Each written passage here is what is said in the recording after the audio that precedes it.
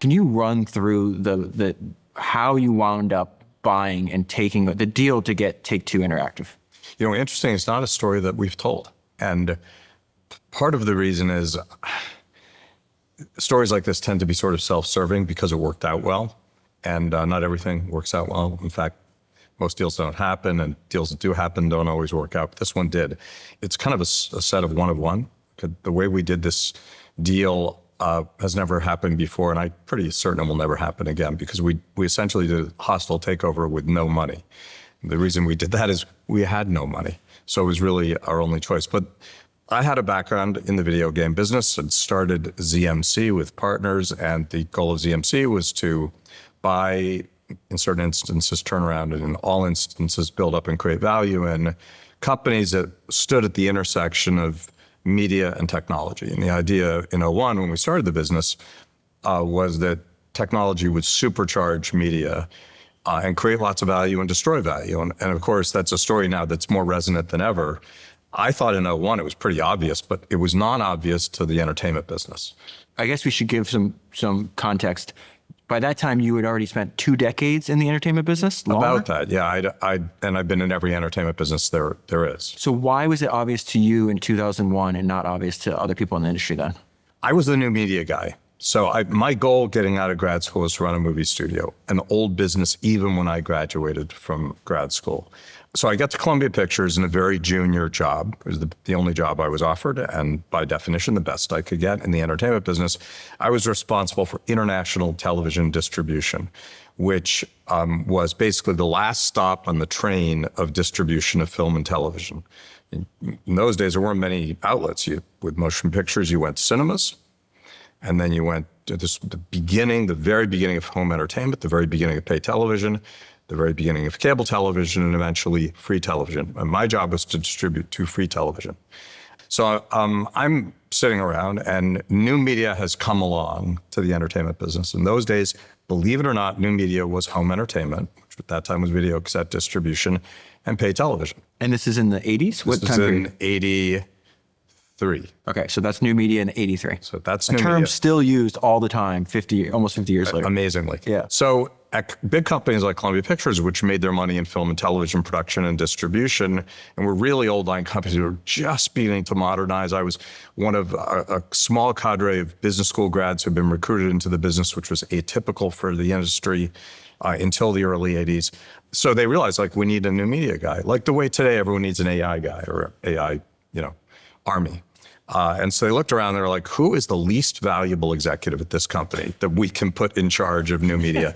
And that was me. So in addition to my day job, I became responsible for new media, which was the best thing that ever happened to me, because I'd always been a futurist. My thesis in grad school was a history of the electronic entertainment business from its inception in 1895 until when I graduated in 83, and I've tried to stay current since then. So the notion of looking ahead sort of came naturally to me, but now I had to do it for my job. Oh, and I had to deliver revenue in that job as well. So that was my initial exposure to new media. And actually, if you look at my career, it has been the combination of traditional businesses and new businesses driven by technology, which is why this is such an exciting time with all things AI. I want to interrupt you 1 second. Did you say, so you were a futurist by looking back, though? Did I just hear you were studying? Don't you have to be a futurist by looking back? So wait, you started back in 1895. What was happening in 1895? The very beginning Edison? Of electronic entertainment, recorded music, beginning of motion pictures. What is the beginning of recorded music is phonograph? Well, in those days it was a wax cylinder, but okay. You don't really need to know about it. I'll go into it if you want. But it's actually a wax cylinder. It looks like this. You can see them in museums. And that was the beginning of recorded music. That and player pianos. I'm more interested in what insights you were deriving from the past, and then how you thought it was you were applying them in the 80s. So there are many insights, obviously, and we can go into them, one after another. But the insight, I guess, that spoke to me, that probably helped me the most, was you always have to embrace new technologies. If you fight against them, you'll be left behind. Number two, and I've said this at all the companies I've been at, most human beings are wired to believe that which is going on now will never change. But the actual state of play is exactly what is going on now will change. It will always change. For example, people, whether they like it or not, think today's political environment is what it is. If they like it, it's going to stay forever. If they don't like it, they're moaning that it will stay forever. But it won't stay forever. It'll change. The economy will change. And media and entertainment will change. And because I've always been wired that way, I was able, when I started ZMC, to make sure I have an idea. Let's not buy legacy businesses that are under pressure. Remember, this is '01, so it was non-obvious. Like, let's not go into the movie business. It's a terrible business, as a business. It's fun creatively, but as a business, it's a bad business.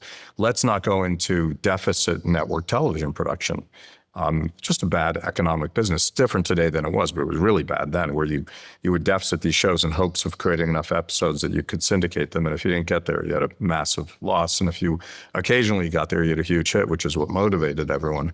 But it was, the economics looked a lot like winning the lottery. But I don't win the lottery. How about you? Yeah. But that's not my life experience. But there are many other lessons as well. But the biggest lesson, I think, is that new things come along and they can grow. Old things in the media and entertainment business take a really long time to die. Sometimes they don't. Sometimes they stay in the business forever. Sometimes they come back. What would be an example of that from the 80s where we're at, where we're talking about new media and that's what your focus is? Home entertainment, and which was basically video cassette distribution, which became DVD distribution, which became digital distribution. Which was a tiny market at that time that drastically expanded. It was just beginning to boom in the early 80s. And you were an early believer in that? Well, so much so that I left Columbia Pictures to go to the largest independent home entertainment company, Vestron. Okay, so tell me about that. Well, I've been very fortunate at Columbia Pictures. I figured out how to double the division's revenue in 6 months, which was good for my boss's career and therefore good for mine. So I became the youngest vice president at Columbia Pictures, and then I was recruited. I got sort of a reputation for this guy figures stuff out. And I was recruited to a company called Vestron, which was then the largest home entertainment company that had ambitions to become a diversified entertainment company, which was also my ambition, just refreshing the conversation from earlier. I wanted to run a movie studio. Vestron wanted to start a movie studio. So I left to go to Vestron, where within, I think about 9 months of arriving, I became president. So I was now president of a public entertainment company, and I was 29, 3 years out of school. It was not my expectation. And then I had this, ability to take on the new movie division that hadn't actually made any pictures yet. So it was very early. I didn't start it, though. I got there and the team was already there, but I gained responsibility for it. And we started making movies. Go to the new media part, though. So the biggest part of Vestron's business was home entertainment distribution, which was video cassette distribution. They would create movies and put them on video cassettes, which you would rent in video stores, you may recall. And they would also ultimately make movies and put them through the entire distribution system. Would they buy other content made by other people? Yes. Okay. Yeah, that was actually how the business started. That was the majority of the business? It was the business when I got there until they started their own production. And then the idea is, okay, we're already We got doing to that. do this ourselves. Okay. In the same way that Netflix started as a distribution company and realized how to be in production. I've been a subscriber, never churned, from Netflix, and when they were just mailing me DVDs. So that was, 20 years or however me long. too. One of my favorite things that I've ever heard Strauss Zelnick say was that he said the thing that he's best at is he has the ability to identify genuine talent in other people, that he can tell the difference between the real deal and not the real deal. The presenting sponsor of this podcast is Ramp, and I think there's a lesson in the way they're building their company that is applicable to anyone who's trying to make something great in the world. The founders of Ramp know, just like Strauss Zelnick knows, that you always bet on talent. Ramp has the most talented technical team in their industry. That means when your business runs on Ramp, you have top-tier technical talent and some of the best AI engineers on the planet working on your behalf 24/7 to automate and improve all of your business's financial operations, and they do this on a single platform. Ramp gives your business fully programmable corporate credit cards for your entire team, automated expense reporting, bill payments, accounting, and more, all in one place. Ramp is the only all-in-one platform designed to make your finance team faster and happier. Many of the top founders and CEOs that I know run their business on Ramp. I run my business on Ramp, and you should too. Go to ramp.com today to learn how they can help your business save time, save money, and grow revenue. That is ramp.com. How did you get from new media is, DVDs and home entertainment to, oh, wow, I think I have a religion on video games and I want to move myself into that industry? So I was not a pioneer in the video game business. The video game business started in the late 70s and began to grow in the early 80s.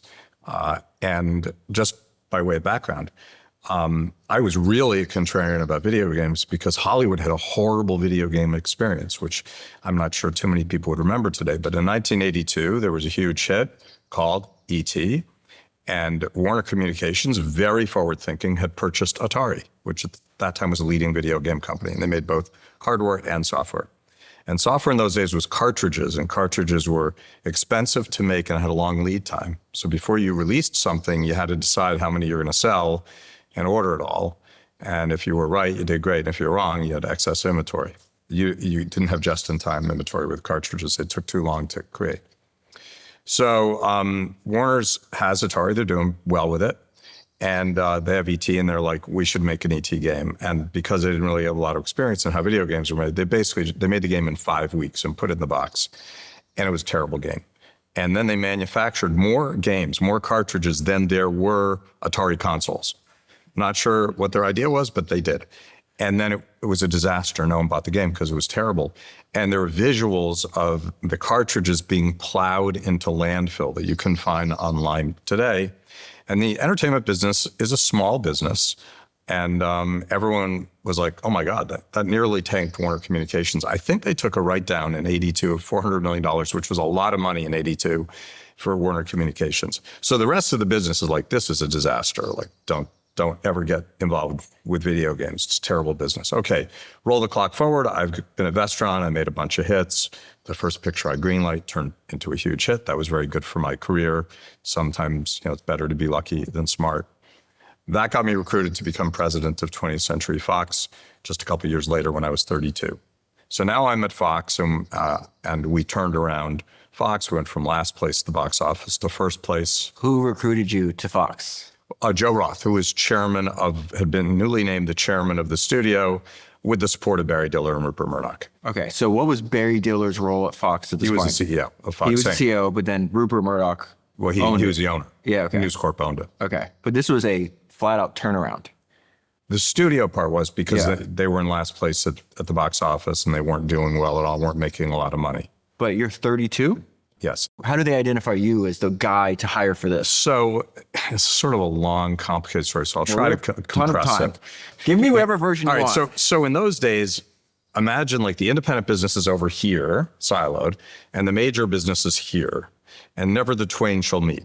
So Joe Roth was an independent producer, and he had never worked in a major studio, and he made movies for Vestron. That's how I knew him. He made Young Guns and Young Guns 2 for Vestron, which were hits for us.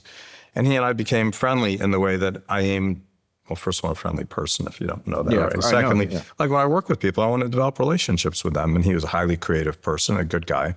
So we became friendly, not intimate friends, but friendly. So I'm at Vestron for a couple of years. I'm getting very worried about Vestron's business model for an array of reasons, and Vestron's senior leadership, the person I reported to. Does that have anything to do with technology? It had to do with the fact that the reason for Vestron to exist was that they were a pioneer in home entertainment, but everyone else got into home entertainment. You can never have a competitive advantage in the entertainment business through distribution only. That's why Netflix produces content. You can start with distribution only if you're a pioneer, but you got to immediately go into production, and production's a very tough business, as I said earlier. So Vestron's not capitalized to be a diversified film and television production company with a video game division, a video store division, not video games. And it's apparent to me they're going to have a problem, so I start looking around for a job. And remarkably enough, at the age of 31, people are not exactly lined up knocking on my door to ask me to be president of a major film studio. But Joe gets this job as chairman of Fox. And behind the scenes, and this I was not aware of, but I became aware of it, Barry said to Joe, look, you've never worked at a major and you've never run a business. You're an independent producer, but he needed a creative engine to turn around the studio. He was aware of that, which was true. You got to hire a business guy to support you here, like to be your partner in building the business. So Joe comes from the independent world. Remember, totally different world than major world. He has no relationships in major world. But in independent world, like I'm kind of well known. Like I'm president of the biggest independent. We've done really well. I greenlit Dirty Dancing, which was the highest grossing independent film of all time then, and stayed that way for a very long time until Pop Quiz. What? I don't know. Blair Witch. Okay. Anyway, many years later. So he's looking around. He's like, well, who's the number one guy to be the business guy at the studio? Now, to say that I wasn't the number one guy. I was not the number 100 guy. I was the number one guy in this little narrow independent entertainment business. So he called me up and he was like, do you want to, well, I called him actually to say, congratulations. He said, is that the only reason you're calling? He said, might you want to come here and work here? I was like, coincidentally, yes. And he said, so do you think you'll be in LA anytime soon? I'm like, yeah, like how's Thursday? And he's like, good. So we meet at the Bel Air Hotel for breakfast, which was a big thing in those days. I'm very familiar with that breakfast. Yeah. And that's where, in those days, like if you were chairman, you went to Bel Air for breakfast. If you were president, you went to the Polo Lounge. But anyway, separate issues. So we're meeting at Bel Air on a Friday morning, because I think I said I'm coming Thursday anyway. We're meeting Friday morning for breakfast. And we had a very nice breakfast. And he says, do you want to do this thing? And I said, that sounds pretty interesting. He said, are you free to meet with Barry and Rupert this morning? And I said, as it happens. No, I'm a little busy. Tied up. Yeah, I have to rearrange my sock drawer. So, so I go over to the studio and I walk into a room with Barry and Rupert. And Barry asks the very incisive questions that he does. And Rupert sat rather quietly. I'm not sure he even asked me a question. Is that normal for Rupert? Yeah, he's a great listener. And in those days, he was learning the film business. And remember, I was only going to be responsible for film production and then worldwide film and television and home entertainment distribution. What year are we in? This is 86. So what is the scope of Rupert Murdoch's business at this point? Is it just the newspapers? It's News Corp. No, it's a pretty big business at this point. It's worldwide newspapers. That's a lot of it. And then, of course, the Fox assets. Okay. That's pretty much what it was. But it was a big business. All right. So take me back to you're in a room with So Rupert I'm in the Murdoch room and I can visualize it like it was yesterday. And Barry asked me these really tough questions. And I leave the office and the head of HR walks toward me and says, okay, would you like to do this? And I said, sure. And I walked into his office and signed the contract. And that was how it worked. But did Barry say you're hired, or they just, it was No, I just walked out and it was like, yeah, like the HR guy was like, okay, come on. And that was how it doesn't happen that way anymore. Yeah. I want to go back to the story, but I'm curious because I just finished reading Barry's autobiography, which I thought was excellent. Yeah, it's good. What did you learn? Because you've like worked with him and like known him. No, let's be clear. I worked for him and for 4 years. And I learned an enormous amount. I've stayed friendly with him ever since. Can you give me some? I have lunch with him a couple times a year. So can you tell me like some of the things that you've learned from Barry? Or things that you think stand out just about him as a person? Yeah, he taught me the entertainment business. So I learned everything from him because remember, I knew very little. I was really, and thankfully I knew what I didn't know. To this day, I'm good at knowing what I don't know. And I'm an avid learner, but I've never resisted learning more. And I'm comfortable asking questions, including dumb questions. I have to be because I kept getting thrown into these big jobs much earlier than I should have been. He kind of had that in his career, right? Okay, in a different way. He really came up more on the creative side. Yeah. And he also innovated more creatively than I did. If I can give myself credit for innovation, it'd be more on the business side and less on the creative side. But is there anything that you remember, like discussions you had or stuff he told you like implicitly that you applied? No, I just remember the form of the discussion, which was a lot of very robust debate with a lot of heat around it. And I used to say to people, we argue all the time, Barry and I, and he's right 99% of the time. But 1% of the time, I'm actually right. So that's how I learned from him.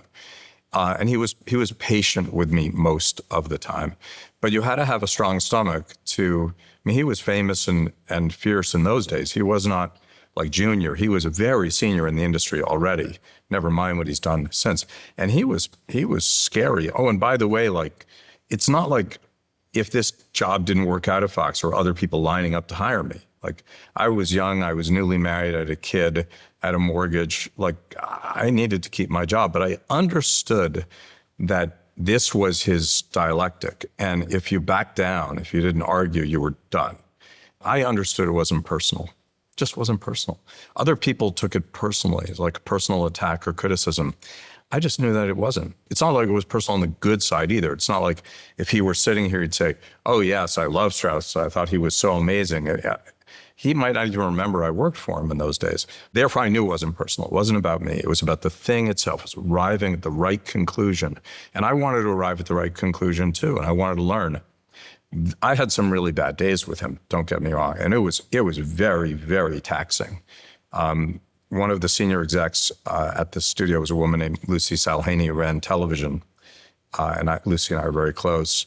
And we had a so-called president's meeting every Monday, which was Rupert and Barry and all the division heads. And I was in that meeting, and I was, 10 or 15 years younger than the next youngest person in the meeting.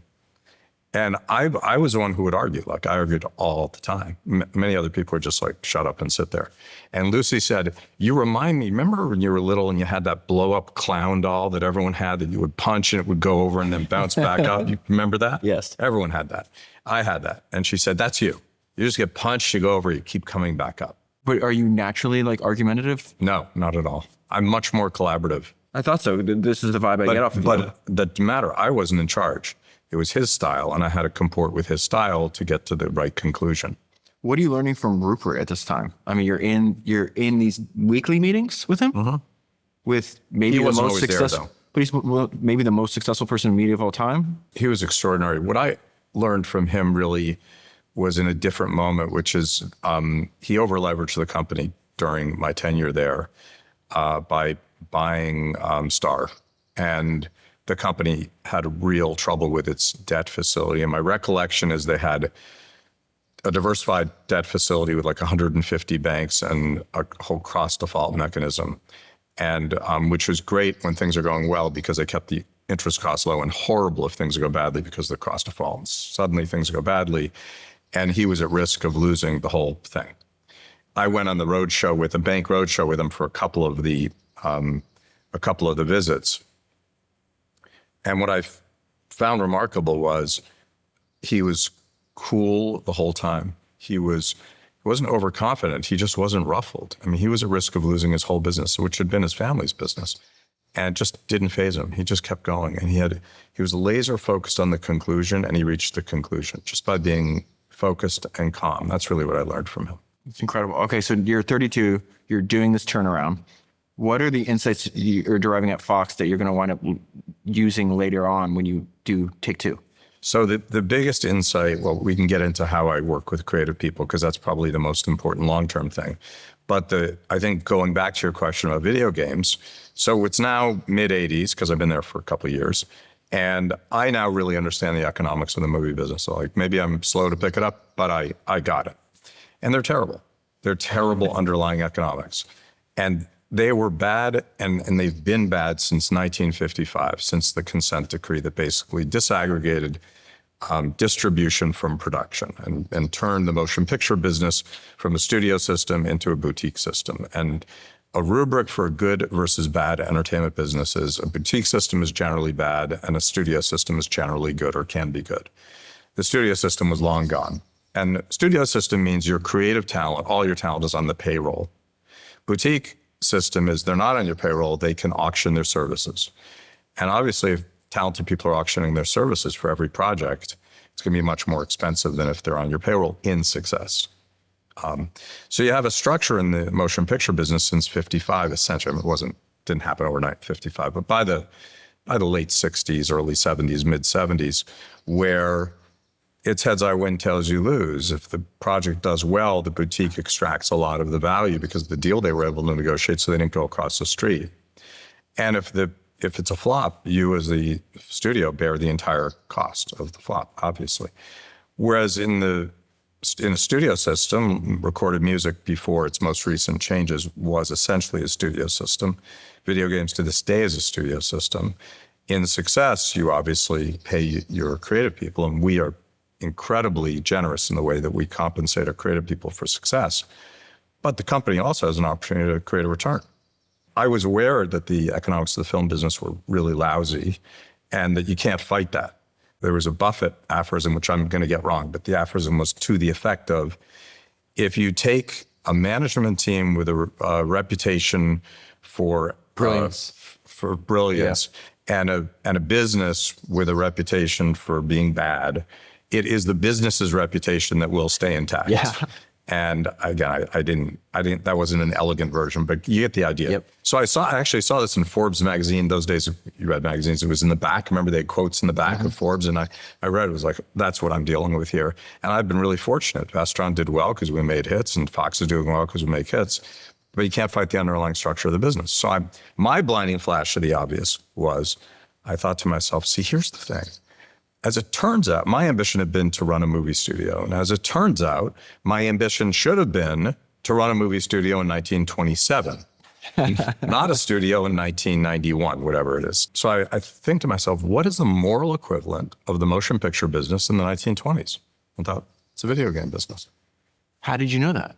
Because I was a student of the business, and I was aware that video games were a thing, and I was aware that they were, despite the issue that Atari and Warner Communications had, it was still a growing business.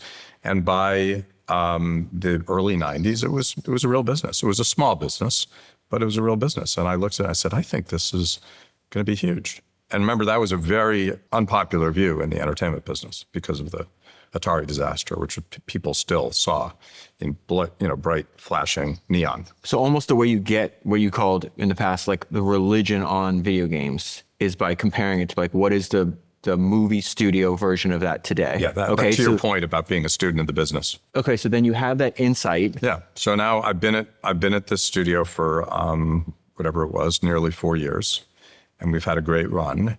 And I think I got to go do the video game business. So what's your next move?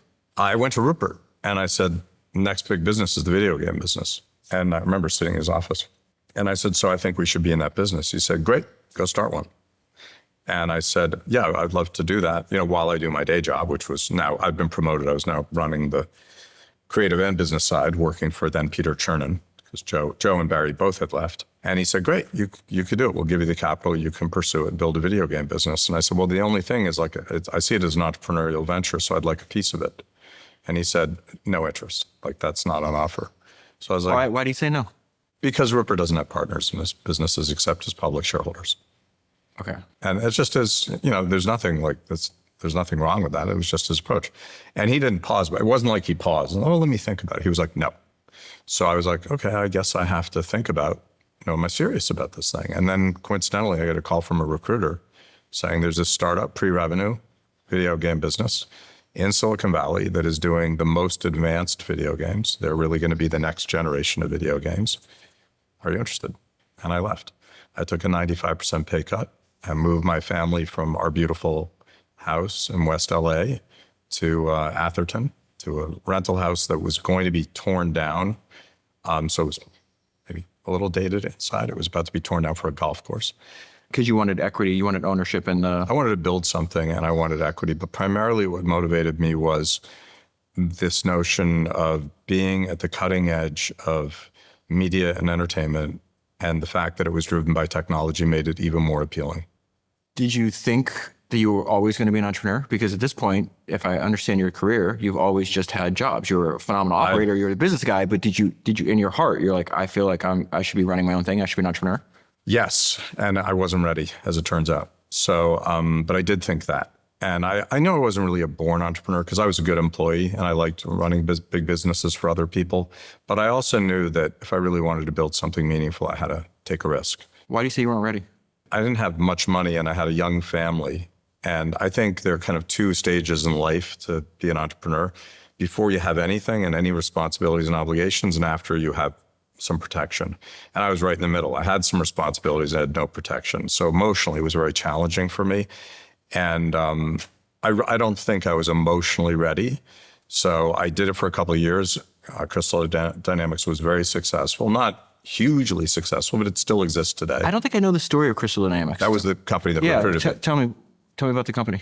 Well, it was set up by Kleiner Perkins. They were backing two very talented women with backgrounds at Sega at the time. And they needed a CEO. And they wanted a CEO from the entertainment business.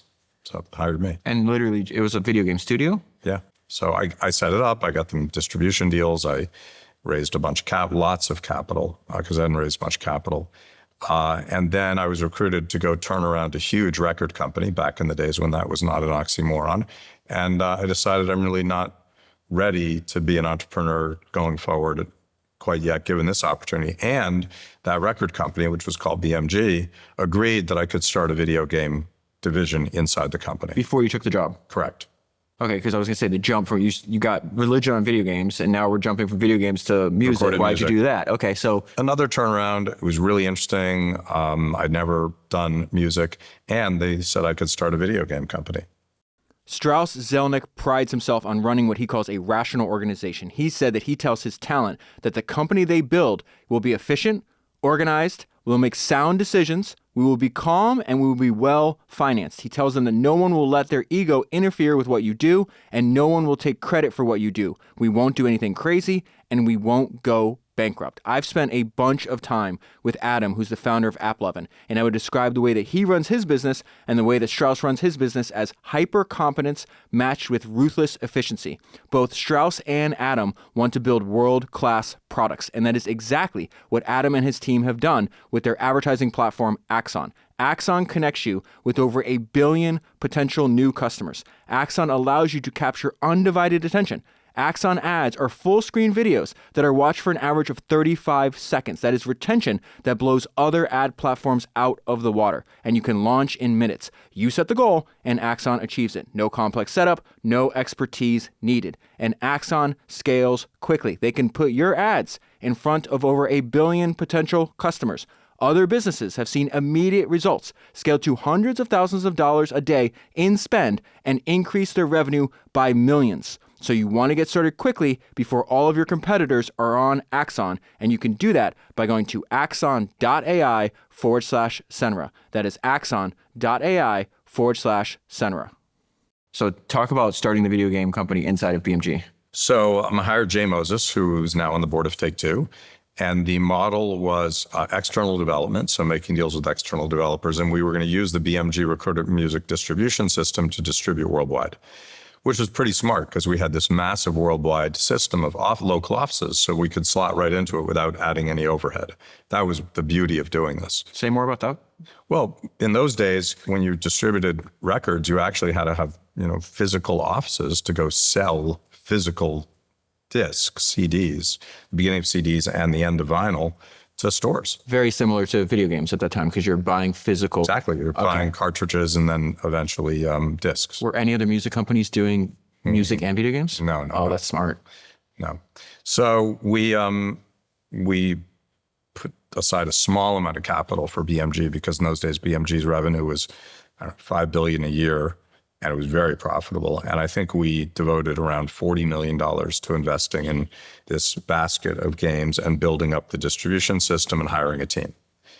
Can I pause you there? Sure. At this point, video game, like there's no free to play. You can't download anything over the internet, right? Correct. So the economics of the video game is very similar to recorded music. It's you're buying. Somewhere between toys and recorded music. It was a top 10 business and most of the sales were in the fourth quarter. It had a lot of aspects of the toy business. And there were still cartridges. It hadn't shifted entirely over to discs. So you had all the messy inventory characteristics of a cartridge business. So it had plenty of hair on it as a business that it no longer has. But did you have any inclination at that time that there would be an end to the cartridge or? Oh, sure. No, I knew it was becoming a disc business. Absolutely. But you couldn't predict what was going to happen after discs. No. Okay. No. So go back to where we are in the story. Sorry. So anyhow, by the way, I'm running the record company. That's my day job because it's a big business.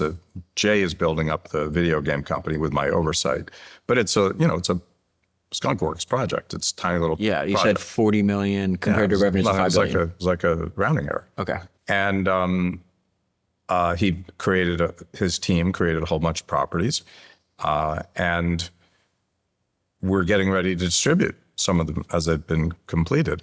And there was a new CEO, Bertelsmann, the parent company at BMG, whose name was Thomas Middelhoff. And he decided the video game business was a terrible business. And he told me to divest the whole thing. And I said, wait, we've already invested. The only thing left to do is distribute the titles. That's the only thing that's left. So let me do that. And then you decide, depending on how it goes. And he said, no, just sell it to the highest bidder. I said, but there won't be any bidders. It's like in production video games, there's not going to be a lot of appetite for this. And he said, I don't care, just sell it. So Why? he just didn't believe. Okay. He was a person who, bet on his gut. It didn't work out very well for him at all. But that's a separate story for another day. And so we go out to market, not a lot of bids, and we find a buyer. And the buyer agrees. It's a little tiny public company with I want to say, roughly $100 million market cap. And they agree to give us 20% of their company in stock for the business, such as it was. So $20 million. And so we close that deal. Now we own 20% of this company. And I go to Thomas and I said, listen, we have $5 billion in revenue. Like, this is $20 million of stock. It's a rounding error on a rounding error. Why don't we just hold the stock, see what happens? He said, no, sell the stock in the open market. So we sell the stock. dude? Precisely. So we sell the stock in the open market for, wait for it, $14 million. So a month later, this public company launches the first property that we had completed into the market. Oh no! Don't So say the it. name of the public company was Take-Two Interactive, and the first release was Grand Theft Auto. We're gonna pause right here, though. Grand Theft Auto is the most successful media property of all time. Is that? I think so, yeah. Yeah. Okay. So, Oh my God. all right. So that's my war story on being in the video game business. Now remember, now I'm out of the video game business. I'm running a record company. You had to be pissed off at this time, right? I didn't own the company, and I don't get pissed off easily. Like, I understood I'm on the payroll. This is my boss. He gets to make strategic decisions like this. I knew it was a foolish decision. But how could you think that you were going to work? Maybe you didn't. There's no way if you see this person making decisions like that you're like, oh, I'm going to work for this person. That's correct. I did leave. I did leave. Okay. Yeah. So then what happens next? I realized it's time to go. And now I'm ready to be an entrepreneur because I have a vision for what I want to build, and I have a few bucks in the bank so my family's not going to starve because I saved well. And I made a lot of money, as a professional executive. So I decided to start ZMC. Explain what ZMC is, though. Today it's a private equity firm. Okay. So we raise capital from institutions in funds, and then we buy companies and build them and then eventually sell them to create a return. Okay. But at that time, that wasn't the vision. The vision was to create an entity that would build a portfolio of media and entertainment properties that are supercharged by technology. That was the thesis. And again, this is 01. And I thought it was a pretty obvious thesis, but in retrospect, it was not. And if that is your thesis, then video games is the perfect Well, thing yes to and no, choose. actually. I didn't have an appetite to go back into video games when I started ZMC. First of all, I've been there and done that twice. Secondly, it still was kind of a top 10, fourth quarter toy-ish business with bad inventory characteristics. Oh, because it's 2001. Okay. Yeah, and no, so it was cyclical, and Okay. the console generation would cause the business sort of come and go, and I wasn't anxious to get back into that business. What's the first thing you're doing with ZMC? We started Buying Take-Two stock? No, I wish. No, direct marketing companies that were becoming digital, market research companies that were becoming digital. We turned around a Japanese record company of all things. So, whatever deals that we could find, often very, very troubled companies. Because remember, we had no capital. Oh, I left that part out. We had no capital. So how do you start a company with no capital? Exactly. So I put in $300,000 of my own money. I convinced people to work for free. We borrowed offices. We had one fewer chair than we had people, and I'm not kidding. The offices were so horrible that if you went to the restroom, like half the time it was flooding. And by flooding, I mean like water sheeting down the walls.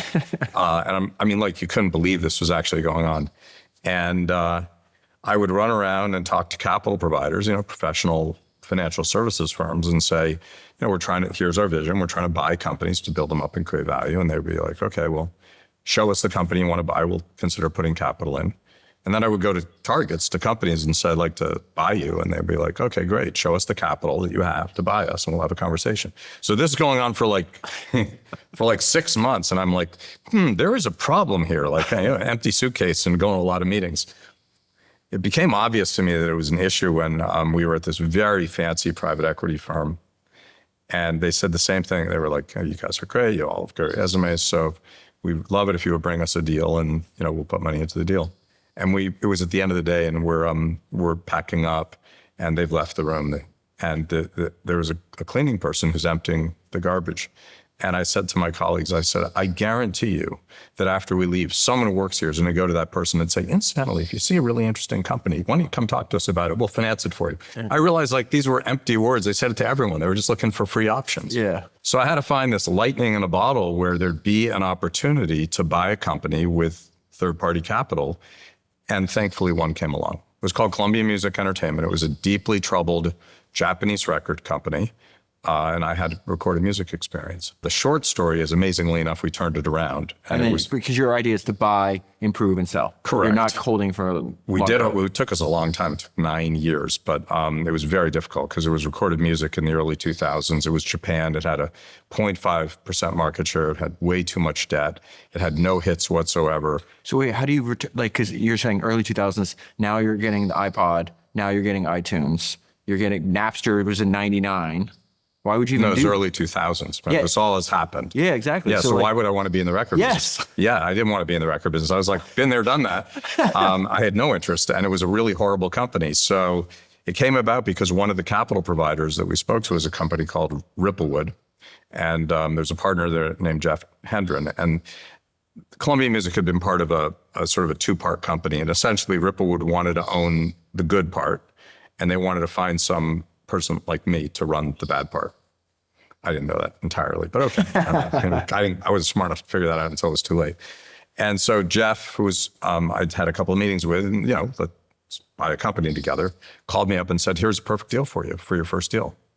It's recorded music, which you know. Sure, it's in Japan and they have 0.5% market share and altogether too much debt, and probably there are criminals lurking around, but nonetheless. And so I said, well, I know the business because I was in a recorded music business. I said, it's a horrible company. It's a disaster. Like, don't do this deal. And I'm not doing this deal. So he said, okay. And a week later, he calls me and he said, we're still looking at this business. We really think you ought to look at it seriously with us because you'd be perfect for it and be your first deal.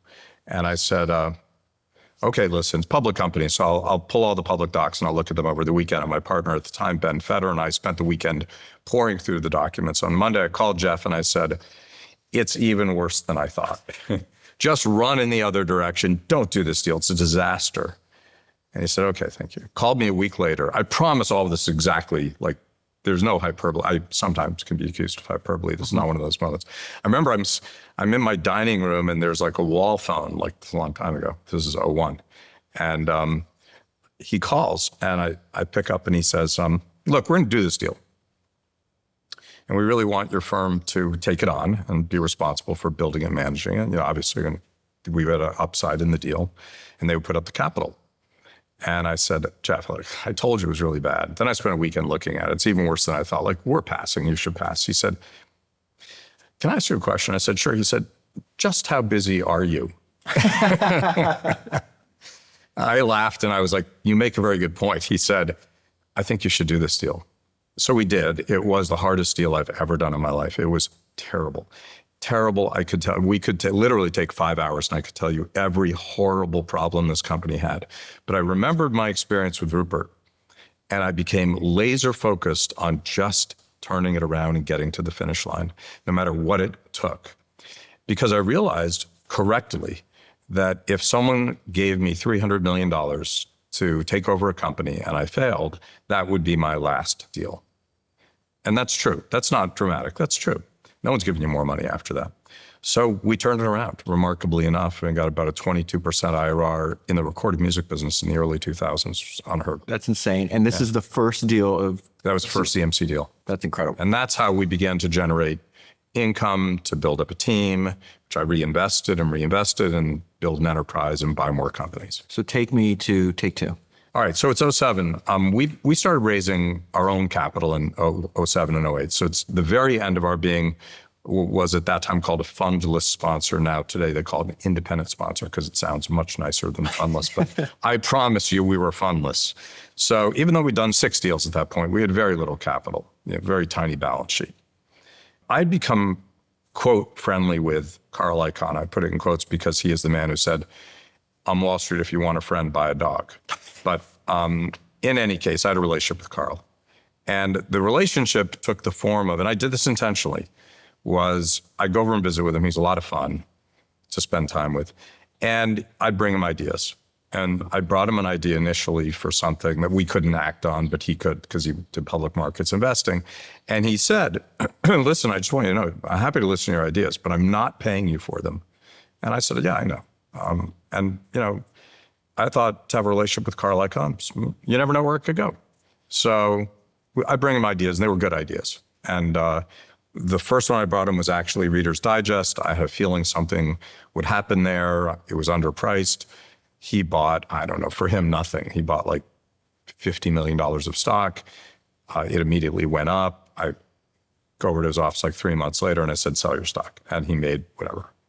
For him, nothing, but nonetheless, he likes making money. He made like $50 million. Incidentally, at the end of it, he said, you know, I need to thank you. He said, I told you I wasn't to pay you. I said, yes, you did. He said, but you know what I'd like to do? I'd like to take you and your wife out for dinner. I said, thank you, that's great. So Wendy and I go for dinner with him and his wife, Gail. He only went to 2 restaurants in those days, a Japanese, a Chinese restaurant I've forgotten the name of, and an Italian restaurant called Il Tonello, which is good food, actually. And Wendy and Gail and I get there early because he tends to work late in the day. And I remember he comes to Il Tonello, and they know him very well. And as he's sitting, I see the waiter sort of glide over and put a martini in his hand, and it looks sort of one smooth movement. Martini in the hand, sits in the chair, drinks the martini, puts the empty glass down. That was how dinner started. And we have a very nice dinner. And Carl's a good storyteller, and he's a lot of fun. But about halfway into the dinner, my wife leans over to me and she said, honey, he doesn't know your name. Anyway, Carl then started calling us, because I had a team, and he would ask us to research ideas that he had.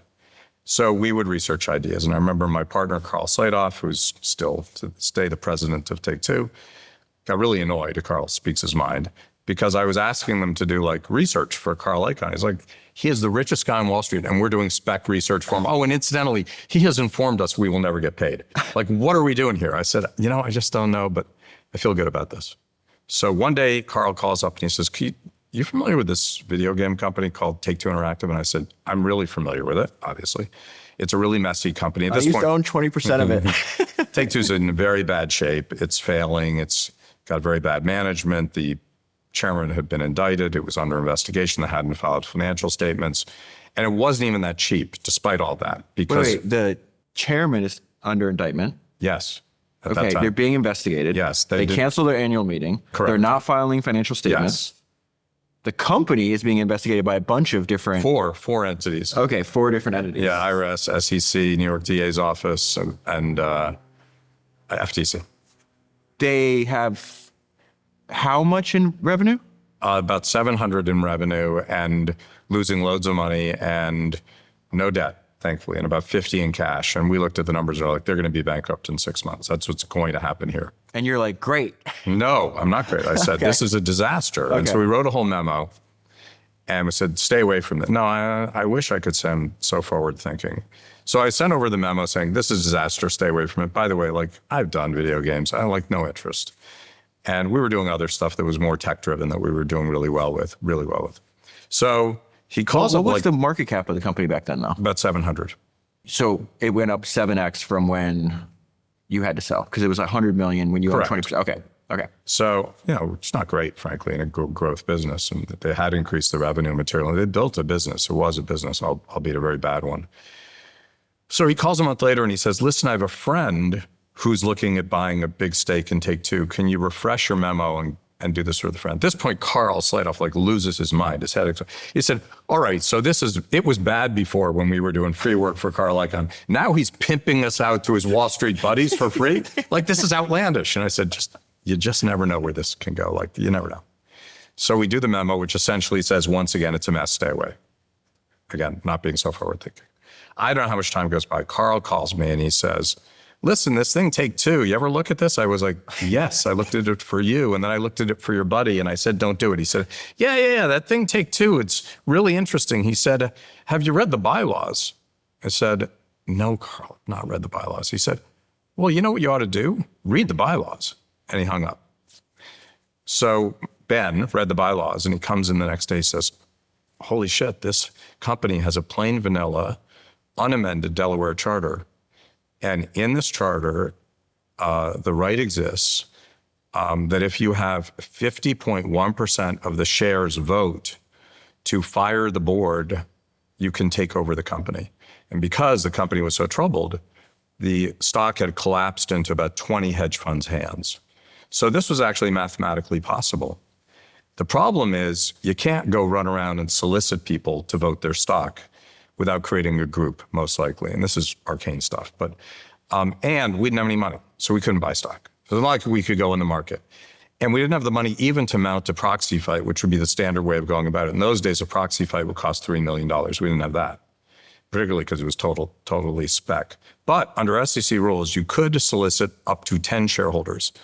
And about 70% of the stock was in the hands of 10 shareholders. I mean, without triggering any kind of filing requirement. So we put together a deck of what we would do to fix the company. And we go meet the 10 shareholders who are happy to meet with us because you're talking about a position they have in a troubled company. And we start getting commitments of who's going to, sign the unanimous, sign the written consent that would give us the company. It's all you have to do, sign a consent.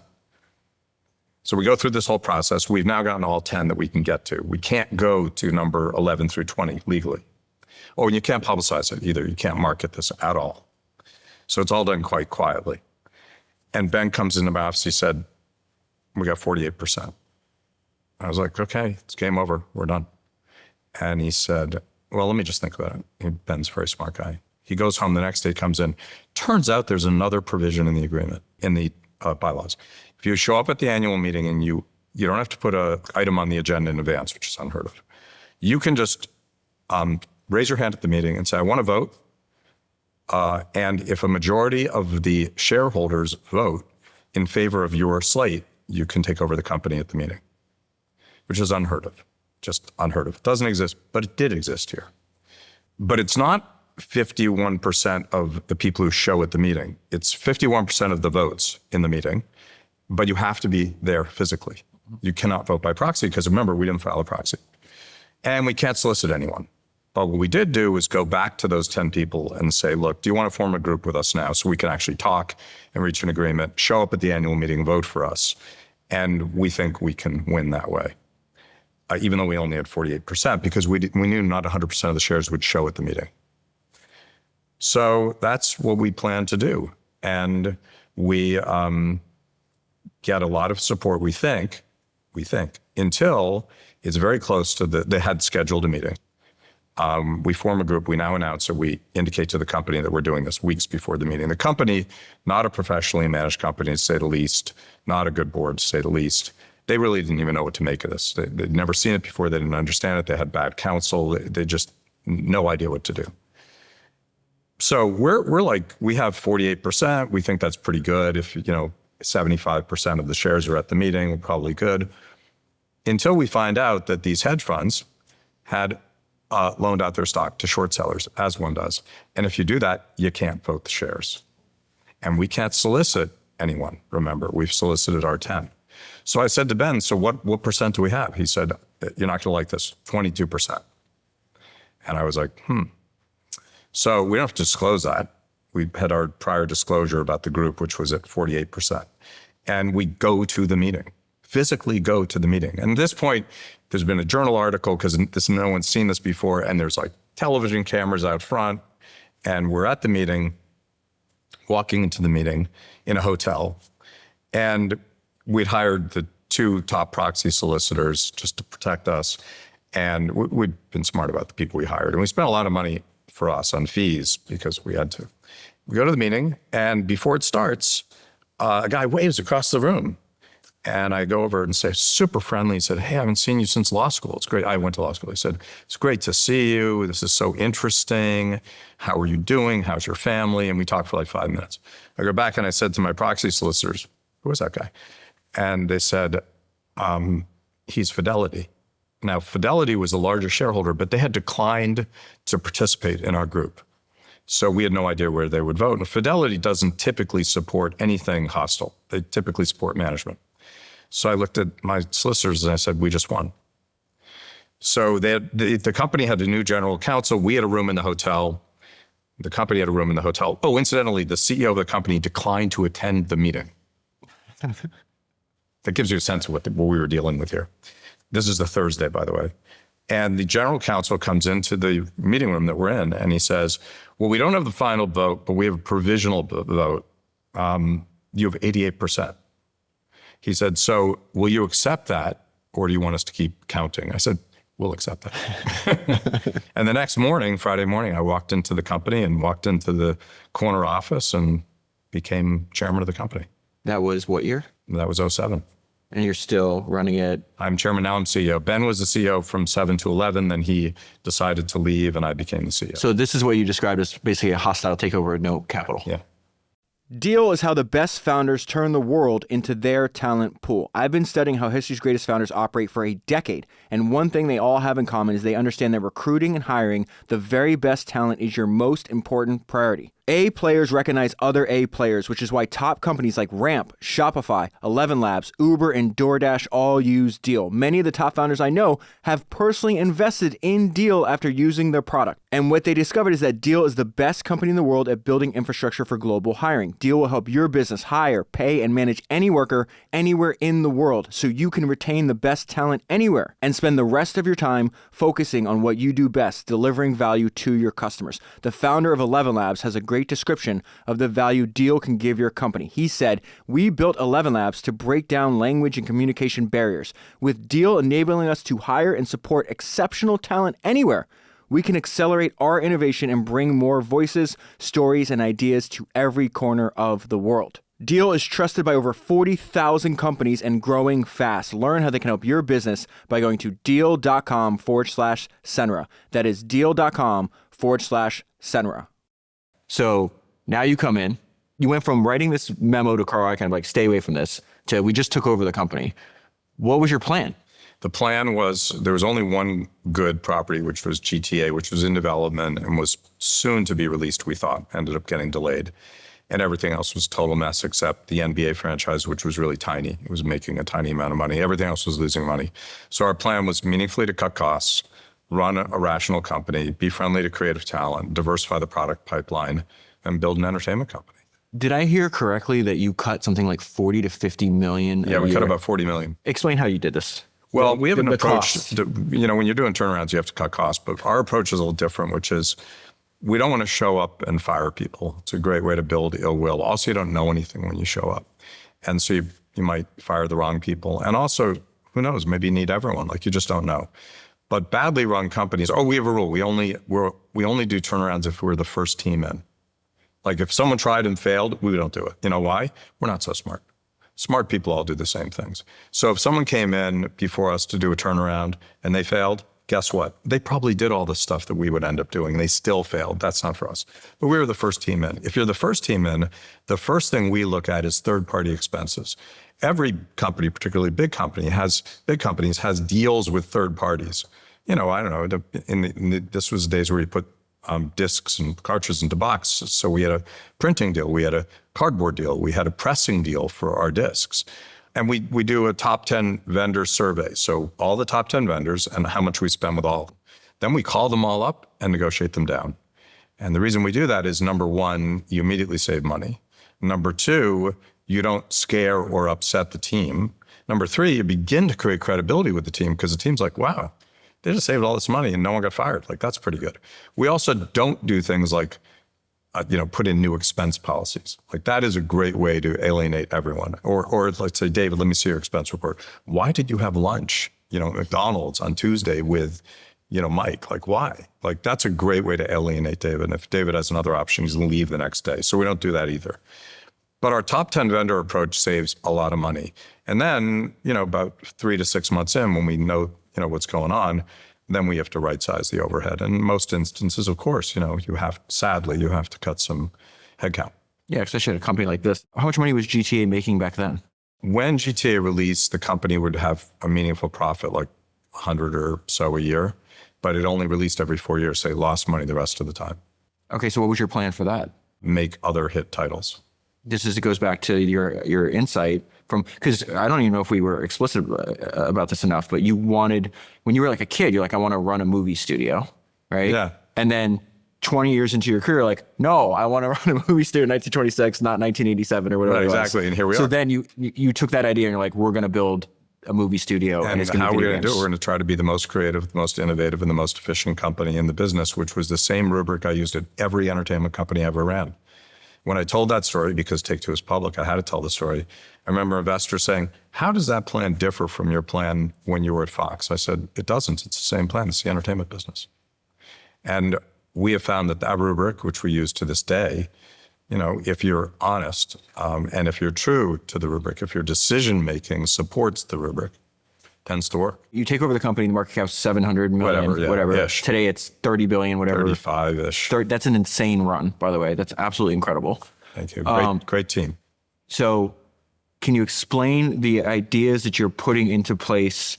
Like, was anybody even thinking about taking ideas from building movie studios in the 1920s to video games in the early 2000s? No, that isn't what people thought. What people thought about there was making a great video game. That's what they had to think about. No, I meant you. Was I thinking? No, yeah, like any other people doing. Oh, doing I was doing. Yeah, what? like you were applying this idea. There was no, but I mean, I'm not sure that idea informed what we did day to day. And there were some great executives who built great companies, EA and Activision, among others. And certainly, I don't feel like I had any kind of monopoly on figuring this out. And it took us a long time to turn the company around. And we had some meaningful missteps. And we have not created more value than anyone else in the business. I would argue that, for pure play, probably Bobby Kotick has with Activision. So what were these missteps? They're daily. I'm probably making one right now. No, but what were the big ones back at the very beginning? Because you're a much more precarious position back then. Oh, no. In the beginning, we didn't make too many mistakes. How could you? Like when you're on the floor, there's nowhere to fall. This is a terrible company, terribly run. Every decision they made was horrible. No, it was very easy to make sound decisions. Yeah, this is something I thought that was interesting. I heard you say where, your pitch to talent was, well, one, I think anybody that's successful has some form of ego, but you're willing to put yours aside. And you've said some stuff where in the entertainment business, the only people that matter, or you're like, I don't matter. It's the people that make the hits that matter. Yeah. Which is a very interesting thing to say. And then the added benefit of being true. Yeah. You can replace people like me. Yeah, you can't replace the hitmaker. So, but what's fascinating to me is your pitch to them is just I'm just going to run a rational organization. I want you've used the word rational organization, I think at least once in this conversation. I've heard you say it before too. It's but the pitch is we're just not going to do any crazy shit. Yeah. over a long period of time that is an edge. Can you talk about that? That was a sort of a nice to have. The must have was, we are going to give you the resources, creative and financial, to pursue your passion. We're not going to interfere creatively. We want you to make the best video games on earth. That was the pitch, and we mean it. And we will support you through thick and thin to do so, more than any other company. Oh, and by the way, then we'll run a rational business organization. No one's going to scream at you. You're not going to find out that someone's getting indicted. We're not going to get sideways with the FTC. And, you know, it'll be like a real grown-up company. And then over time, I couldn't promise this right away, but I had to promise it. I said, we'll also have a solid balance sheet so that when we fail, inevitably you fail in the entertainment business, we can live to play another day. That took us a few years. Because these super talented people also tend to be like highly disagreeable, somewhat erratic, and I just find it interesting that you kind of balance their, you know, you say you're not talented, which obviously your talents are different. You're very talented, but I think you mean like a creative way, like you're not the one that can create the video games. Not in the least. How do you deal with these very disagreeable, like, you know, talented geniuses? I love them. I'm serious. Okay, then what do you got to say more about that? I mean, you have to sincerely care about other people to be an effective leader. I sincerely care about my colleagues, genuinely. And I don't love every attribute of every one of them, and I don't love every conversation we have, but they don't love every attribute of me. I just did a 360. I found that out. Not that it came as a surprise. But we care about one another, and I want the best for them and for the organization. And I treat everyone with respect, and I demand that everyone do the same thing. There's no yelling at the company. There's no bad behavior. If you engage in bad behavior, you got to leave. So one of our competitors at one point had 500 sexual harassment claims at their company. From one guy? No. Unfortunately, it was broadly distributed. and we don't have, we've had obviously a few things here and there, but we don't have claims like that. We treat people with respect. People can come as they are. We don't care about your ethnic background, your religious background, your orientation, your lifestyle, the color of your hair. Just do great work, seek excellence, and be kind to others. And by the way, I've had plenty of hard conversations, like super hard conversations. And, you said it earlier, like, and I think I learned this with Barry Diller. I just don't take it personally. It's not personal. Like, we have a business. I never say the word that executives use to me, like, we're a big family here. We're not a big family here. This is an enterprise. Like, my family's at home. So we don't have all the angst around being a family. However, we are an enterprise that treats people with respect. And if someone is offsides with me and they misbehave, like, I don't see myself as so important that you can't do that. I don't feel the need to like teach everyone all the time. I had to learn the hard way, like the delete key is there for a reason. I had one creative person who isn't with us any longer because it did get to be too much and the value delivered wasn't worth it, to say the least. But he used to send the most outlandish and unpleasant emails. And I remember saying to someone, I don't know, maybe a board member, I said, this is really tough because the lack of decorum is so outlandish that at some point he's going to do or say something where I just have no choice but to fire him. And then I realized, wait a second, I always have a choice. You know what the choice is? Delete. Right now. I just started deleting his emails. I would see the first. Oh, I thought you meant delete him as a person. No, deleted his emails. I was like, how can I be offended if I delete them? I just deleted them. Without reading them? Absolutely. If I read them, they'd upset me. Eventually he had to go because it was just too bad. But I put up with it for a long time. I don't know. I find this very interesting that like just doing, like being completely rational over a long period of time can actually give you an edge in business. Well, in the entertainment business, particularly. I think this is something Munger and Buffett, like you mentioned Buffett earlier, I'm obsessed with them. And that was Munger's whole thing. It's just like, we're just able to be rational over long periods of time. Yeah. We don't engage in magical thinking, which is hard not to do in the entertainment business. Magical thinking is because I want it, it's going to happen, right?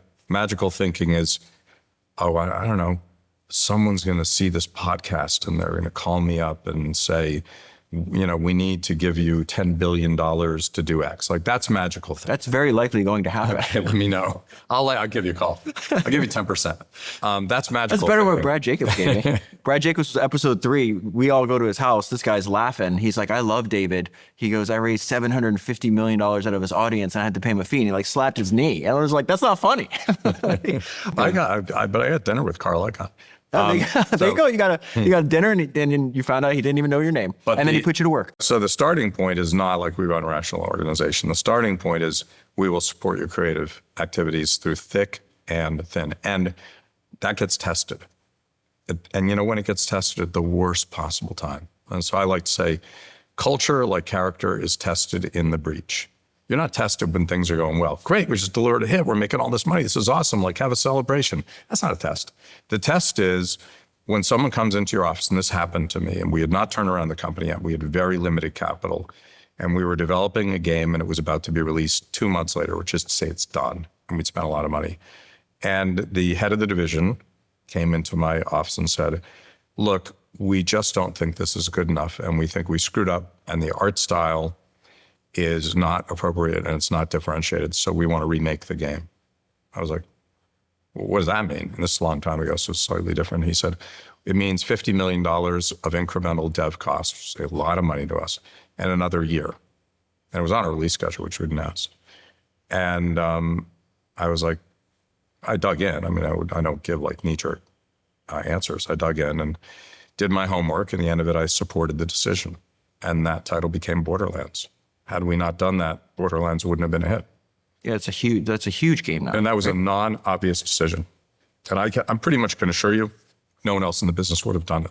Why?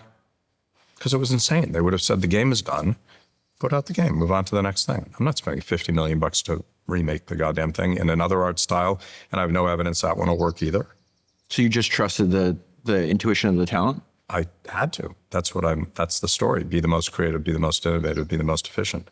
I hired the most creative people. I said, you have to pursue your passions. We will support you. They came and said, this is our assessment. This is our passion. Are you going to support us? And I said, Yes.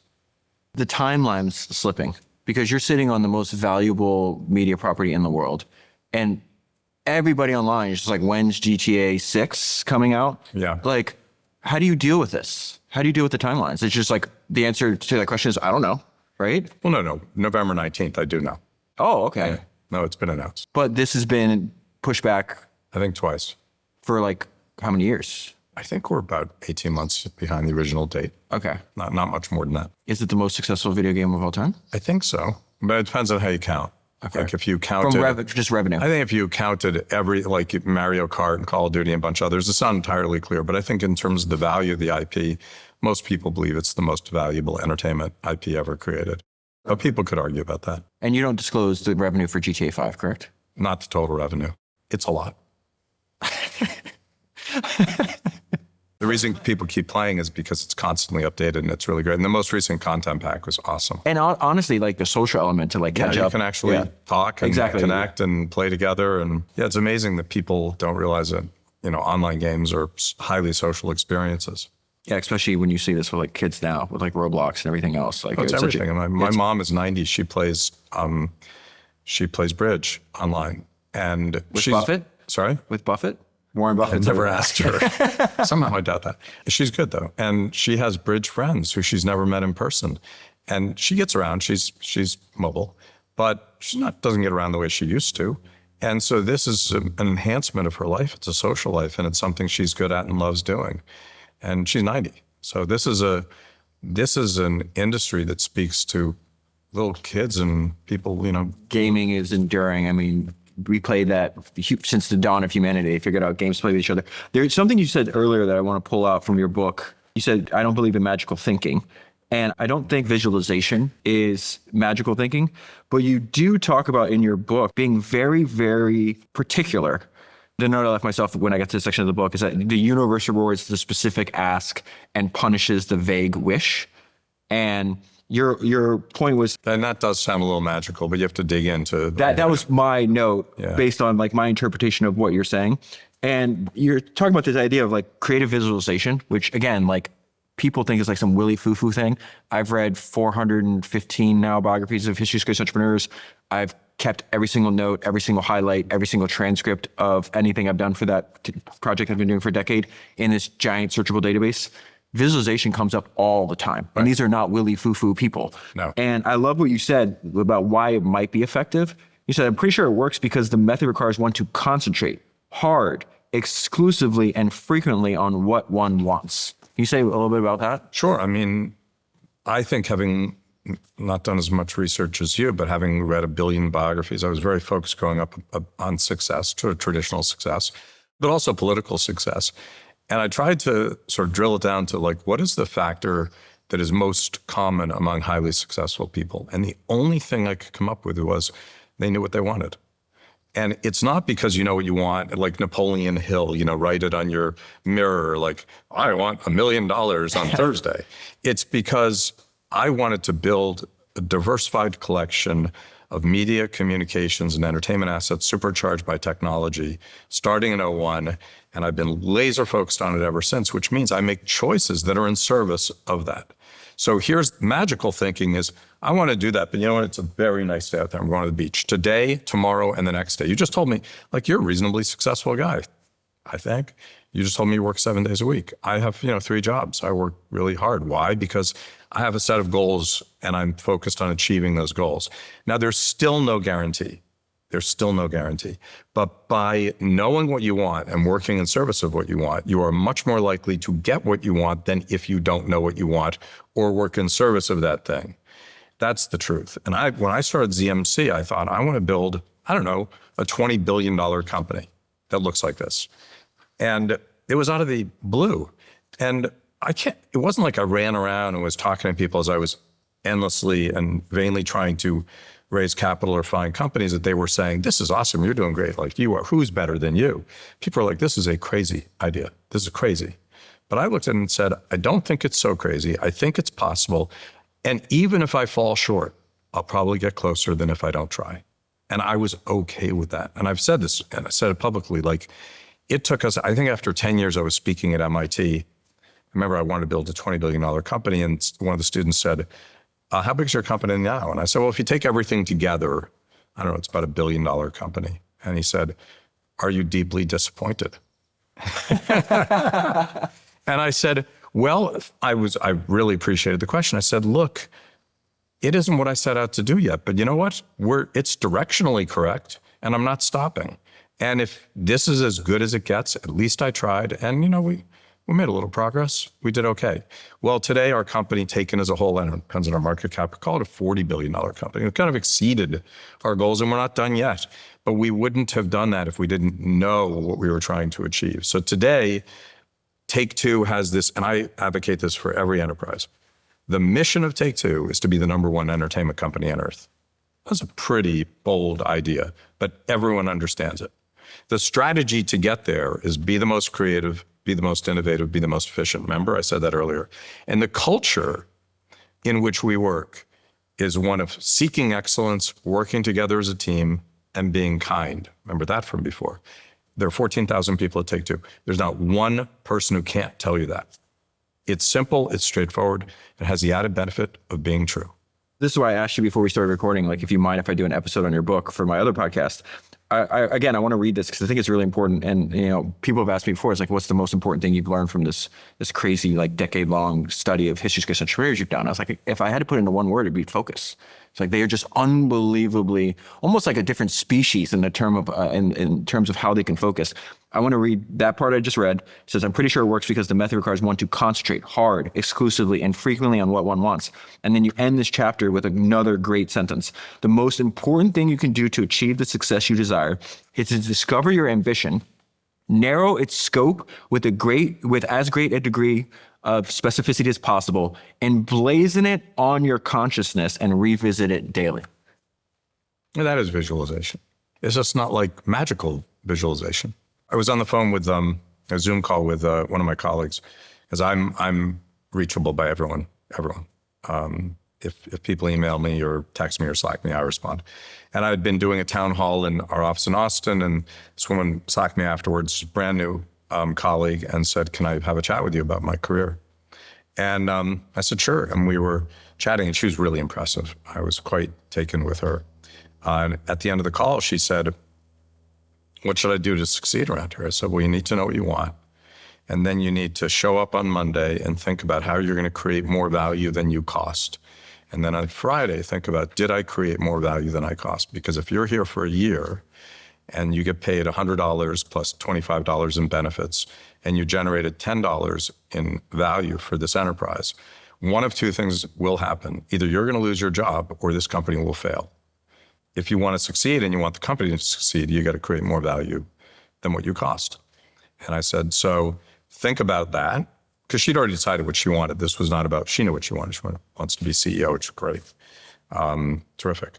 And then I said, and so, and then come to work, don't have political exchanges, put a smile on your face, say yes, you're going to be fine.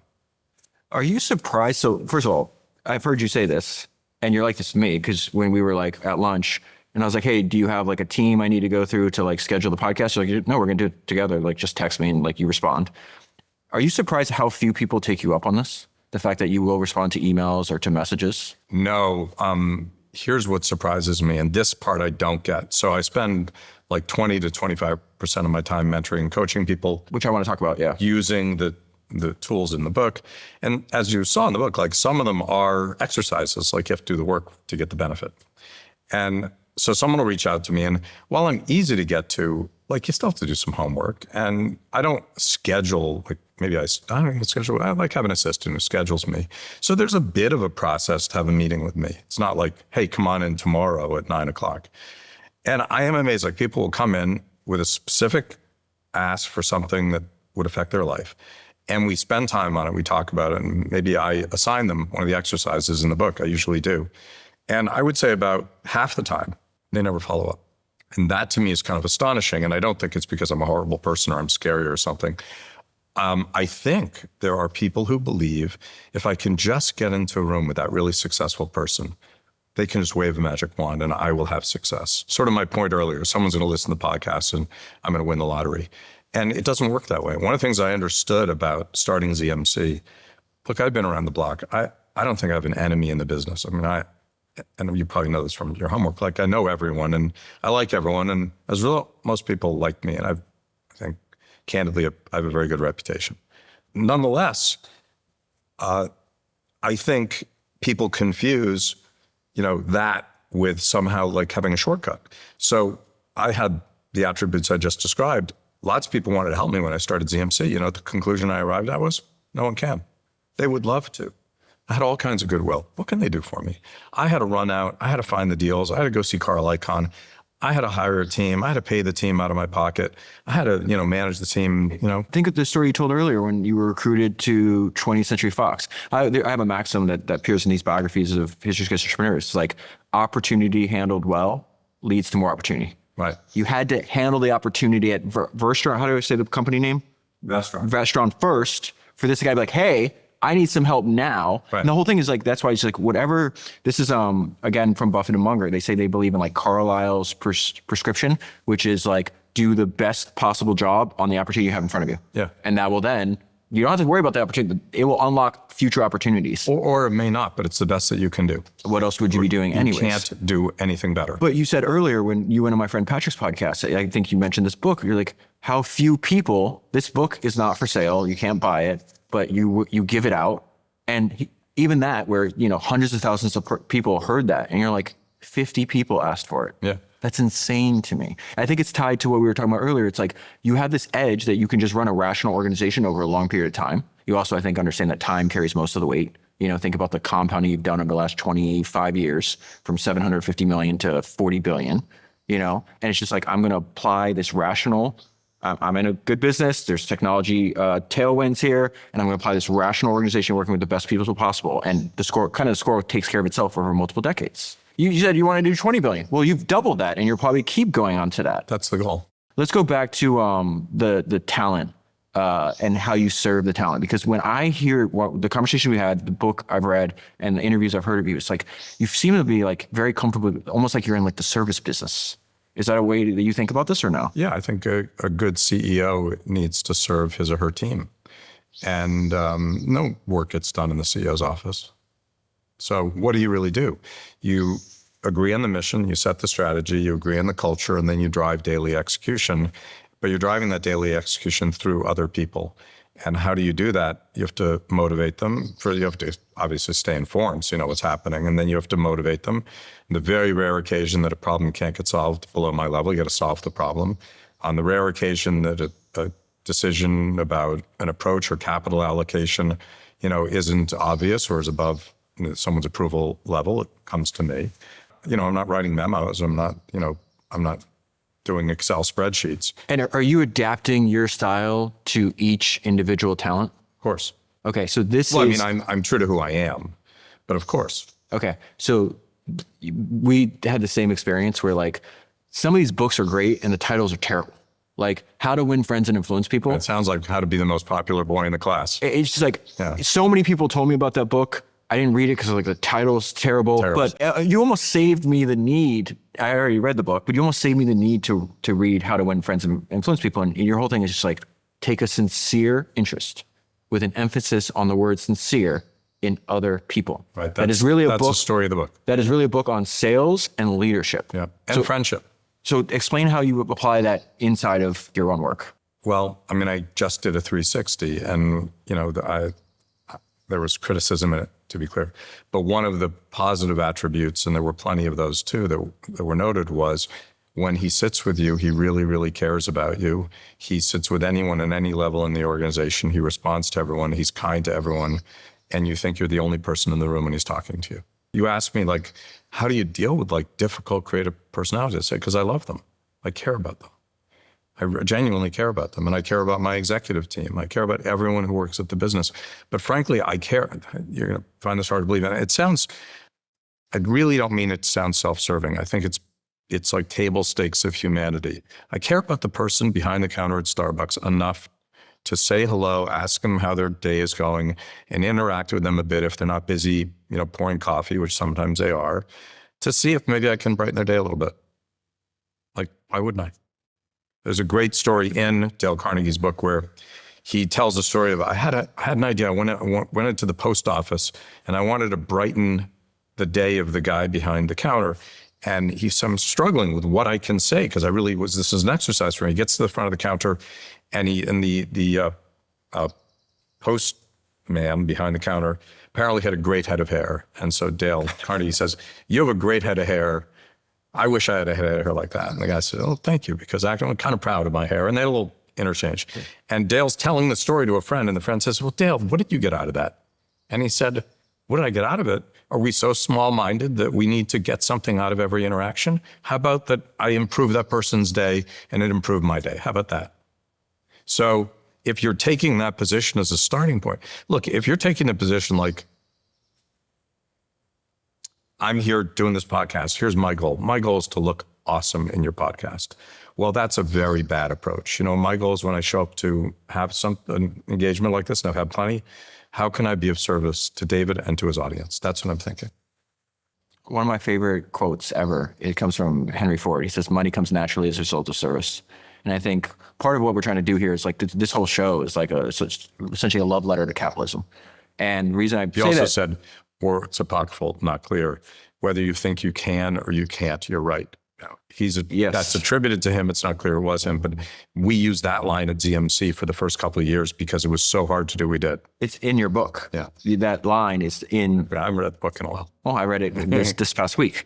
But no, to the degree that we do have any kind of influence, it's just like, I'm the son of a Cuban immigrant. I grew up meeting people that literally risked their lives to flee communism. I knew from the time I was probably 9 years old, something's weird about this country I've been born into, something special here. And so what we're trying to do is like, there's also like, corruption and crony capitalism. It's just like, we're trying to celebrate people that like, they build products to make other people's lives better. They build wealth for themselves, their family, their employees. They create jobs. We had John Mackey on this podcast, founder of Whole Foods. One of the stories he told was one of my favorite stories. Just like, because of the fact that we went public early and there was stock options for our employees, like these are grocers. These are normal, they just want to live a normal life, and they're able to send their kid to college because of the stock. They're able to buy a home because of the stock. Like, why wouldn't that? John started that with an idea with his girlfriend and 2 other co-founders. Like, these people should be celebrated. And I think the reason I thought that came to mind when we're talking right now is like, but not celebrated because you want to do it for yourself. It's in service of other people. Well, I mean, listen, I'm not a saint, and I definitely have my own personal ambitions, including material ambitions. Of course. And they were palpable and they were meaningful. And the truth is that I've evolved over time. So when I started out, I didn't read How to Win Friends and Influence People for the first few years. I was at Fox when I read it. And you dodged the book for a while. Yeah, I did. I saw it like you. I was like, really? And I think I was the guy who I was insecure. And my approach to a situation was, how am I coming across? How do I look? What do people think about me? What do you think? Let's talk about me. And I could mask it behind sort of a humble exterior. But frankly, you just can't fake humility. And I was anxious all the time as a result. And I nearly failed at Fox as a result of this. And it was a book that changed my life. I turned it upside down, immediately turned my life upside down. What was the different position you were taking when you were in your early 30s at Fox? It was like, basically, I'm trying to work through you to accomplish what my ambitions were. Correct. As opposed to actually figuring out. I have the answer. I'm the smartest guy in the room. I got the sharp suit on. I can speak grammatically. I got a couple of Harvard degrees. We're just going to do it my way. I mean, I wasn't like that because I wasn't a shithead, but that was the subtext. Yeah. And I shifted that to, how can I be of service to you? How can I be of service? And how can I get to know you? Have you seen anybody have long-term success that doesn't have a service mindset? Sure. They're all different styles at work. And one of the things that I've learned is it isn't one size fits all. And my approach is not for everyone. And by the way, I'm not the most successful guy on earth, not even close. So this is not by way, and I hope it didn't come across this way, this is my approach and everyone should follow my approach. To your point, you've interviewed loads of people and you've read hundreds of books. It's not the same approach. There are some common elements, of course. But Elon Musk's approach to business is diametrically different than mine. He does not have be kind. It's one of the company values. Well, I just did an episode on with the author of the new book, and one of the things that in that book that he wrote on Elon, in Elon's own words, was that camaraderie is dangerous. So I don't know him. It is clear that we have very different approaches. And last time I checked, he's the richest guy on earth and I'm not. So I'm not here to criticize him or his approach. It's his journey. But I'm aware of the fact that his style, though completely different than mine, is a very successful style. And in the video game business, I would argue that we run our business differently than anyone else. And there are other successful enterprises, plenty of them. By the way, thank God there are, because if we were, one of one, I'd be nervous about our future. Even more broadly in the entertainment business, there are styles that win that are not my style. Barry Diller style, for example, the Socratic method that he pursues, which can be brutal. It really can. I mean, I can't use it is brutal at times. That's just not my approach. I just don't do it that way. But it works for him. We're different people. And I think there are times when I have missed things because I take too soft an approach to, I think I can sometimes support people who are on the team longer than I should, more than I should. There are times when I've kicked the can down the road and shouldn't have done that, although that I really learned from. But I don't have the view that my approach is the only one or the best one. It just happens to be my approach. And it does, generally speaking, work. And it's worked for my life in that, not the richest guy on earth, but I'm not going to miss a meal. And I haven't built the biggest. You're not going to miss a meal for several lifetimes. And let's be clear. And I haven't built the biggest business, but I built a business I'm proud of. Build a giant business. Yeah.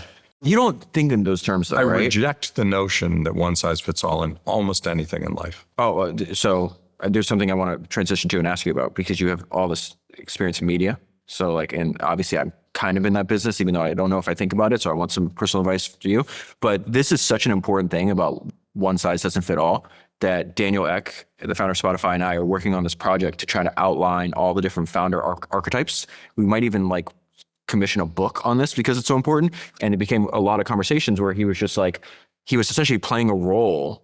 He's everybody, all young entrepreneurs, he was a technology entrepreneur in his early 20s, they said what's my options? I had to be like Steve Jobs and the way he communicates. And then now I have to be like Elon. And so he's I was literally playing a role that wasn't me. Right. And he says he wasted so many years of his life now realizing that there isn't one type, and it is dependent on who you are in your own style. You just said something that was interesting.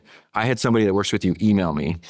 I'm curious, people think Take-Two is in the video game business. I think you think of it, you're just in the media business. The entertainment business, yeah. Okay. What's the difference between the media business and the entertainment business? Well, media is just a broader rubric. That could include advertising, for example, would be media business. Why not describe it what's the difference between entertainment and video games then? Video games just sounds a bit narrow, and we provide an entertainment experience expressed through video games. And maybe that's a difference. It doesn't make a difference, but I think it does. Okay, so explain how you think about this. You could think of a video game as a mobile video game you spend 7 minutes on, or you could think of it as Grand Theft Auto 6 that you spend hundreds of hours on. They're very different experiences. They're both entertainment experiences. I think to call them both video game experiences maybe understates the diversity of experience. Do you think all the different forms of entertainment are kind of they compete with one another, but they kind of they're all kind of collapsing? Do you look at it like that or no? The distinction between a video game and watching something else or listening to a podcast or interacting with AI, to me, is just all entertainment and information. Oh, yeah. I mean, I look at the media day broadly, and according to Activate, a consultancy, the media day is 13 hours in the US. And anything that fits within the media day can compete or coexist. So yes, in that way. But no, at the end of the day, playing a video game is still a very different experience than watching a linear television show or movie. It just is. This goes back to your insight that, I don't even think we talked about this, but when you thought about new media, you're the most valuable new media is not going to be passive. It's going to be interactive. I think it's the term and that's the case with video games because it's the biggest entertainment business and it's growing more rapidly than any other. And the size, it's bigger than all the other forms combined? Is that? Yeah, okay. At the software level, yeah. That's an insane, and it's growing faster. Absolutely. Yeah, we're roughly double the rate. Is there any other thing that you would be interested in pursuing in media besides video games? Sure, I'm open-minded. I think that in the fullness of time, one could ask, would it make sense, for example, for Take-Two to diversify into other forms of entertainment? I can assure you we would not diversify backwards into backward-looking, legacy, declining businesses. But there are other exciting entertainment businesses, and there'll be more in the future. And live entertainment's a really interesting space, for example, that's growing. How is Take-Two using AI right now? We have hundreds of projects going on, and we already have promulgated enterprise software. So we have enterprise versions of Chat, GPT, and Claude that are available to everyone to use, that are fully licensed and paid for. And then we have about 200 projects going on to try to create more productivity and to give people the tools they need to do their jobs, whether they're creative jobs or executive jobs, more effectively, more efficiently, with more innovation. Let's go back to that story where you're like, well, we need a 20th Century Fox, we need a business guy. Let's grab this guy. So when you realized you needed an AI person, did you create an entire role? Like, how was it structured? No, we have a new CTO, to Dave Klein, and it all reports to Dave because it's technology. It sits within the technology world. And no, I don't, not in any way to minimize the effect of all things AI. But first of all, the words mean different things to different people. And we're a technology company that makes entertainment. We always have been. So this is not new to us. And engaging with technology aggressively to create better products, to market them better, and to run our business better is what we do. Innovation and efficiency. So it fits well within our system. And we've pushed really, really hard to be as ambitious as possible. And even so, I would say we're getting internal criticism and that we're not moving fast enough. But we're trying to. So what is your overall viewpoint on AI, though? Again, that's sort of like saying, how do you feel about motherhood and apple pie? I like both. All things technology that can create efficiency, I'm all in on. But you're doubtful of the creative ability of AI? No, I'm not doubtful of anything. I'm totally open-minded. But do I believe that, remember what AI is, despite the fact that there are people in Silicon Valley who don't want you to believe this, is big data sets, lots of compute, and a large language model mushed together. That's what they are. So data sets by their very nature are backward-looking. Creativity by its very nature is forward-looking. Creativity is informed by data. You're informed by those hundreds of books that you read. And when you have a podcast, you're informed by the ones you've listened to. How could you not be? But if yours was just a really high-quality clone of Patrick's, who would watch yours? And the thesis that, wow, with AI, we can more efficiently create a completely derivative property, like derivative properties don't work. So that's where the thread has been lost, that AI so far is really great at asset creation, but hit creation is an asset creation. Asset creation is a necessary but insufficient condition for hit creation. So I would love to say that AI will make it easier, quicker, and better to make hits, because who would benefit more than we? We're in the business already. We own IP, right? That So you don't have to create new IP, which is really, really hard to do with or without AI. Like create this table goes to Hollywood, getting someone to buy that video game. That's incredibly hard. Getting them to buy GTA 6, not so hard by comparison. So it's not that I take at all lightly the potential benefits of new technology. To the contrary. No, I think your entire career has been an example. It's the story of my career. It's just that when our stock goes down by 50 points because people are like, anyone can make a video game. That was the thesis. With AI, anyone can make a video game. It's like, anyone can make a video game last week. Like anyone can make a video game 5 years ago. The technology is readily available. It's commoditized. You know how many mobile games get put out a year? Thousands. You know how many hits are made in a year? 0 to 5. You know who makes them? Thank you very much. We do.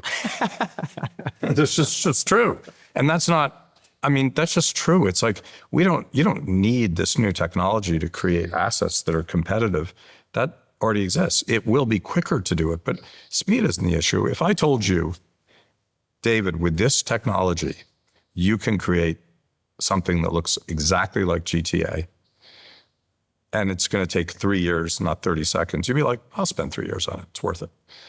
And that exists. You can, in 3 years, technology exists prior to AI to clone GTA, but it won't be GTA.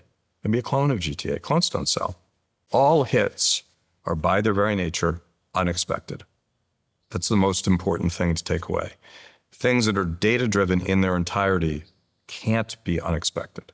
But that doesn't mean AI isn't super helpful. Perfect place to end. Strauss, thanks for the time. This was awesome. Thanks for having me.